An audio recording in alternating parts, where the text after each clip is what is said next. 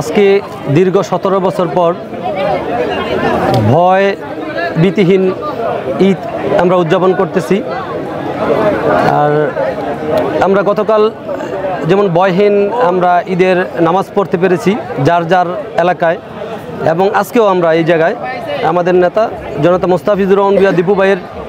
বাসায় সর্বস্তরের নেতাকর্মী সহ রূপগঞ্জের সাধারণ মানুষের দল নেমেছে। আপনারা দেখেছেন সকাল থেকেই তার উপচে পড়া ভিড় আপনারা দেখেছেন দীপু ভাইয়ের সাথে সৌজন্য সাক্ষাতে। এবং রূপগঞ্জের মানুষ মানে দীর্ঘদিন যেই রূপগঞ্জটা ছিল সন্ত্রাসের অভয়ারণ্যতে পরিণত হয়েছিল,